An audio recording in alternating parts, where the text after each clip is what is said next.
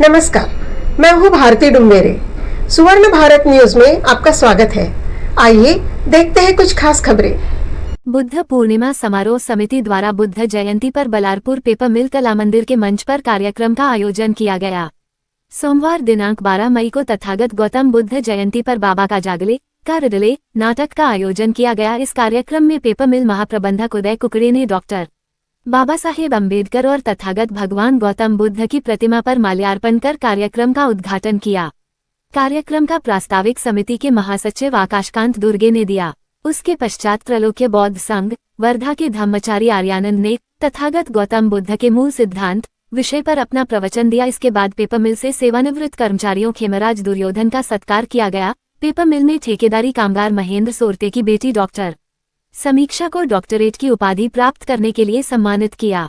Yogesh Ramteke IIT Mumbai से engineering की degree प्राप्त करने पर उसे सम्मानित किया गया। बल्लारपुर के सामाजिक कार्यकर्ता पवन भगत द्वारा लिखित उपन्यास 53 दिवस मुंबई विश्वविद्यालय में MA के पाठ्यक्रम में सम्मिलित होने पर पवन भगत को सम्मानित किया गया। पत्रकार मंगल जीवने 70 वर्ष की उम्र में वकील की डिग्री प्राप्त करने पर सम्मानित किया गया। कार्यक्रम के अवसर पर मंच पर पेपर मिल महाप्रबंधक उदय कुकड़े, मजदूर सभा के कार्यकारी अध्यक्ष तारा सिंह कलसी, मजदूर सभा के महासचिव वसंत मांधरे, समिति अध्यक्ष विश्वास देशभ्रतार विराजमान थे। इस कार्यक्रम में HR डिपार्टमेंट के अजय दुरडकर, पेपर मिल यूनियन के वीरेंद्र आर्या, अनिल तुंगिद्वार, गजानन दिवसे उपस्थित थे।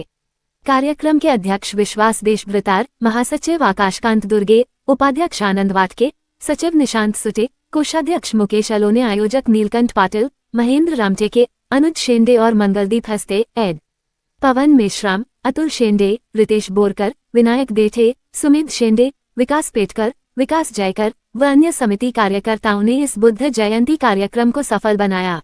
संपूर्ण कार्यक्रम का संचालन श्रीनिवास मासे ने किया। बल्लारपुर के लोग बड़ी संख्या में इस कार्यक्रम में शामिल हुए, आयोजक ने बताया। विशाल डुम्बेरे, सुवर्ण भारत जिला प्रतिनिधि, चंद्रपुर।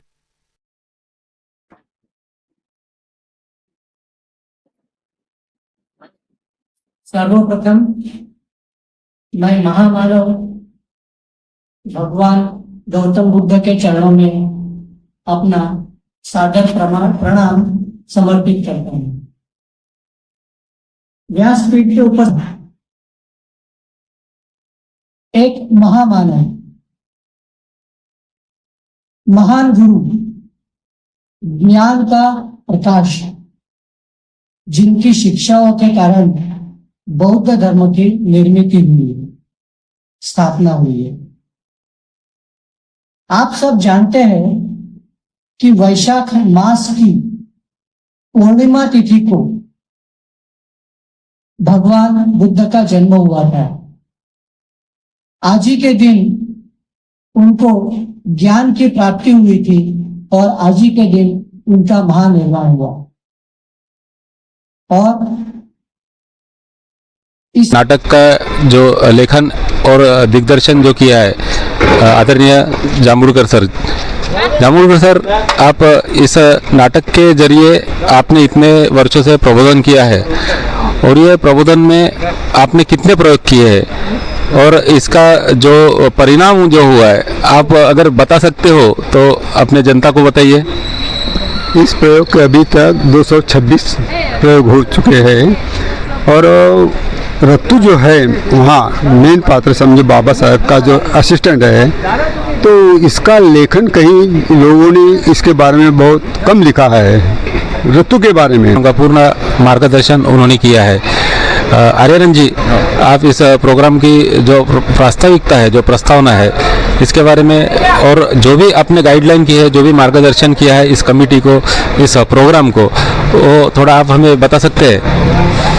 इस जयंती के कार्यक्रम में दो महत्वपूर्ण बातें हुई है। एक तो इस समिति ने प्रबोधन का कार्यक्रम भी रखा कि बुद्ध जयंती के उपलक्ष्य में भगवान बुद्ध की जो शिक्षा है और वो शिक्षा के माध्यम से हमारे जीवन में कैसा परिवर्तन हो सकता है, ये जो खुद धम्म का आचरण करता है उनके माध्यम से उस प्रकार का प्रबोधन होना चाहिए, इस प्रकार की भूमिका ये समिति ने ली हुई है। इसलिए मैं वर्धा से धम्मचारी आर्यानंद इस प्रोग्राम में प्रबोधन करने के लिए इस नाटक में जो माता रमाई की जो भूमिका की थी, जो इस पूरे नाट्य ग्रुप में जो है वैशाली गढ़पाले जी, इनकी भी हम जो प्रतिक्रिया है ये सुनना चाहेंगे।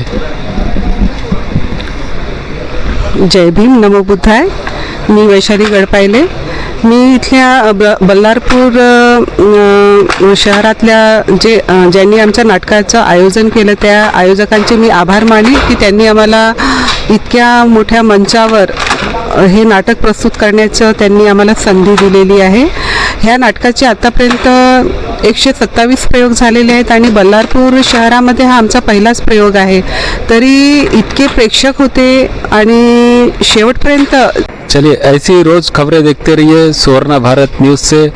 विशाल डुम्बेरे के साथ सच्ची बात सच्ची खबर।